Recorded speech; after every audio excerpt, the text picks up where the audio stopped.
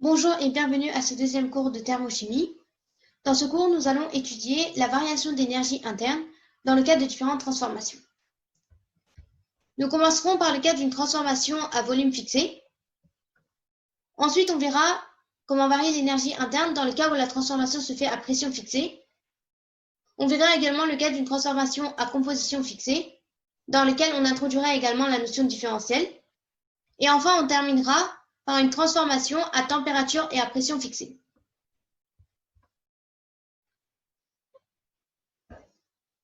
Commençons d'abord par le cas d'une transformation à volume fixé.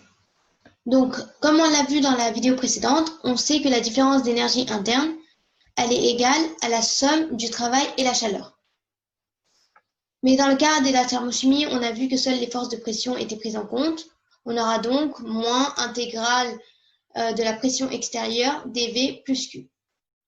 Donc, comme vous pouvez le voir, contrairement à la vidéo précédente, je n'ai pas mis P, mais P d'extérieur, parce qu'on va considérer dans notre cas que la pression, elle est égale à la pression extérieure. Les états 2, ça désigne bien sûr l'état final pour l'état 2, et l'état 1, c'est l'état initial. Étant donné que la pression extérieure est constante, on peut la sortir de l'intégrale. On aura donc delta U qui est égal à moins P de l'extérieur, intégrale entre les états initial et final, dV plus Q. Si on résout l'intégrale, on aura donc delta U qui est égal à moins P de l'extérieur, V2 moins V1, c'est-à-dire le volume de l'état final moins le volume de l'état initial, plus la chaleur. Alors, comme on sait, on est dans le cadre d'une transformation à volume fixé, c'est-à-dire que le volume entre l'état initial et l'état final, c'est identique. On aura donc ça qui est égal à 0. En effet, puisque V2,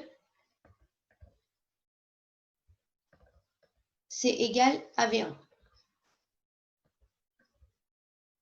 Ce qui fait qu'au final, dans le cadre d'une transformation à volume fixé, on a la différence d'énergie interne qui est égale à Q, puisque toute cette partie-là sera égale à 0. Voyons maintenant ce que devient cette variation d'énergie interne dans le cas d'une transformation à pression fixée. Donc, on repart de la même expression que tout à l'heure, l'expression de la variation d'énergie interne. Or, on sait que delta U, c'est la variation d'énergie interne entre l'état final et l'état initial. On a donc U2 moins U1 qui est égal à moins pression d'extérieur, V2 moins V1 plus Q. Donc, cette expression, vous savez comment on la retrouve. Elle est détaillée dans la transformation précédente. Donc, contrairement dans le cas d'une transformation à volume fixé, ici, V2 moins V1, ce ne sera pas égal à 0. On va donc développer cette expression-là. On aura donc U2 moins U1 qui sera égal à moins pression d'extérieur, V2, plus P d'extérieur, V1, plus Q.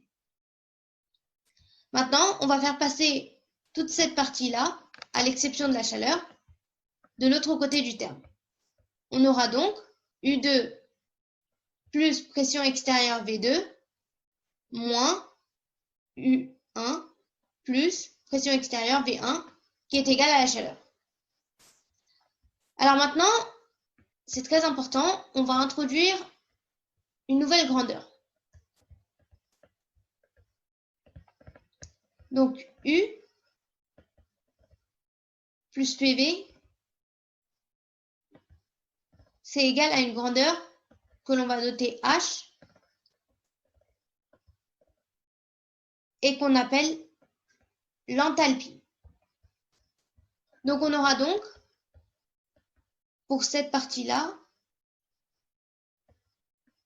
H2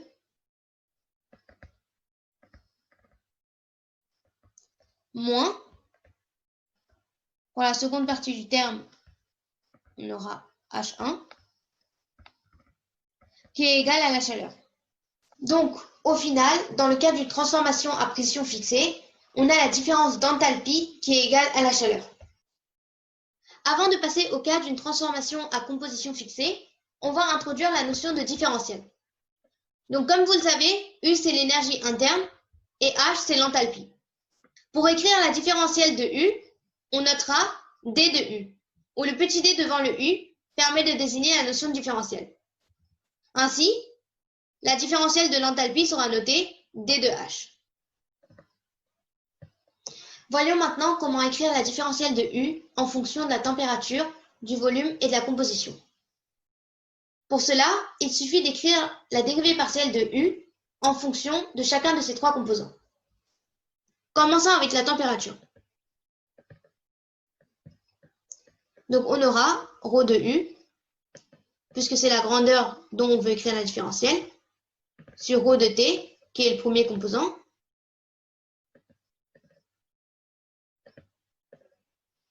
dt. Donc là, on vient d'écrire la dérivée partielle de U en fonction de la température. Donc le volume et la composition ici seront fixés. Donc on écrit Vn à côté. Plus. Maintenant, on va écrire la dérivée partielle en fonction de du second constituant. Donc on aura ρ de U sur ρ de V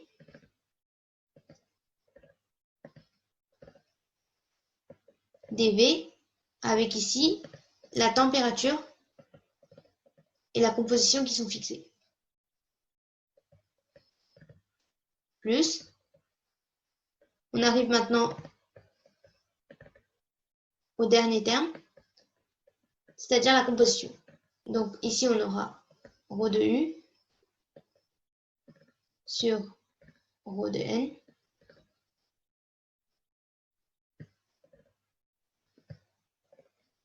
dN, donc c'est bien la dérivée partielle de U en fonction de N, avec la température et le volume qui sont fixés. Donc là, l'ensemble de cette expression, c'est ce qu'on appelle la différentielle de U en fonction de la température, du volume et de la composition. Voyons maintenant comment écrire la différentielle de l'enthalpie en fonction de la température, de la pression et de la composition. Donc le processus, ce sera la même chose que ce qu'on a fait pour la différentielle de l'énergie interne. On va écrire la dérivée partielle de H en fonction de la température, de la pression et de la composition. Donc commençons avec la température. Donc on aura ρ de H sur ρ de T dt avec la pression et la composition qui sont fixées, plus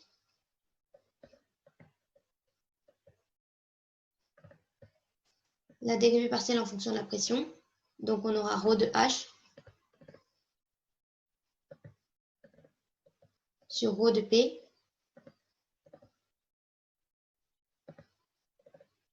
dP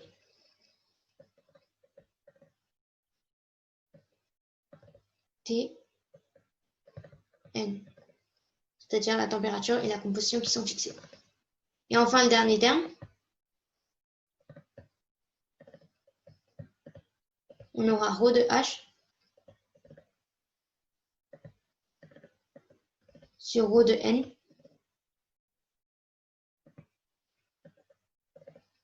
dN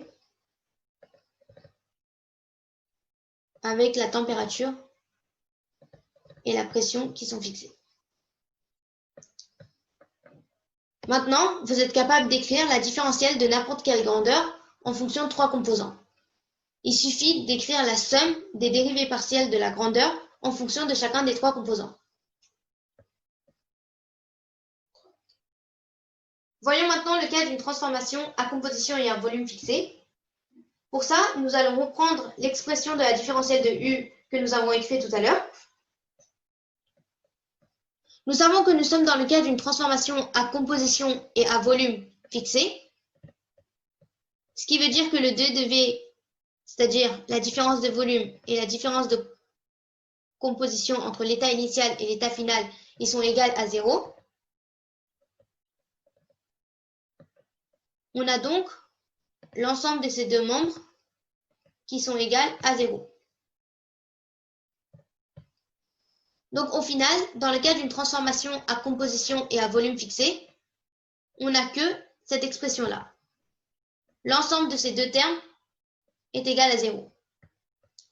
Je vais maintenant vous introduire une grandeur très importante qui se nomme la capacité thermique à volume fixé.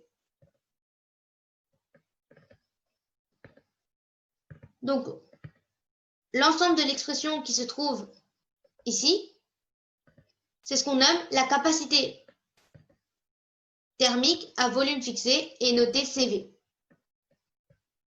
Donc, dans le cas d'une transformation à composition et à volume fixé, on a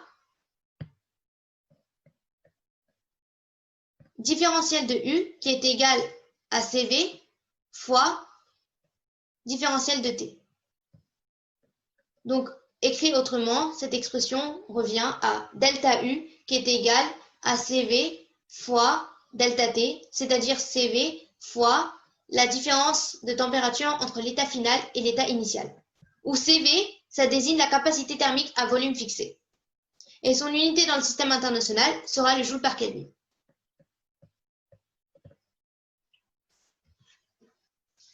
Voyons maintenant le cas d'une transformation à composition et à pression fixée.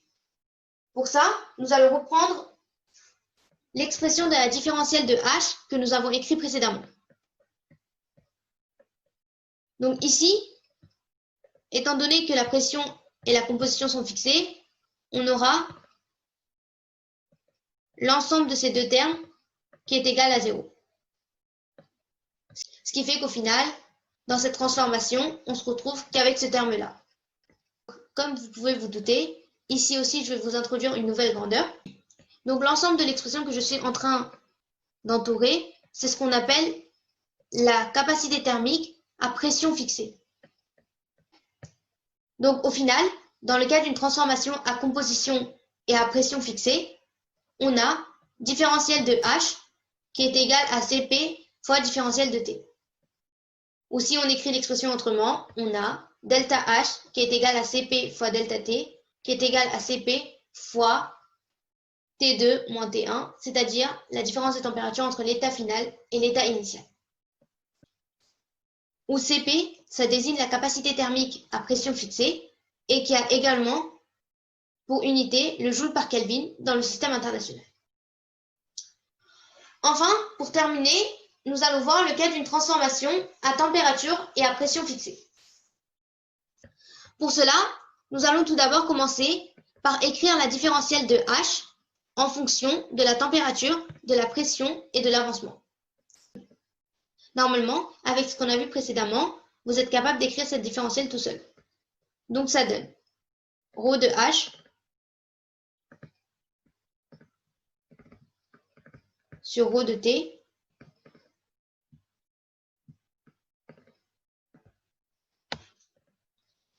dt avec la pression et l'avancement qui sont fixés, plus ρ de H sur ρ de P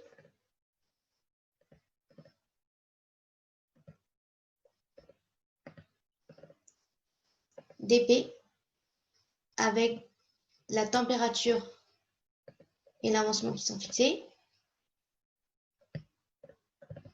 Et pour finir, ρ de H sur ρ d'avancement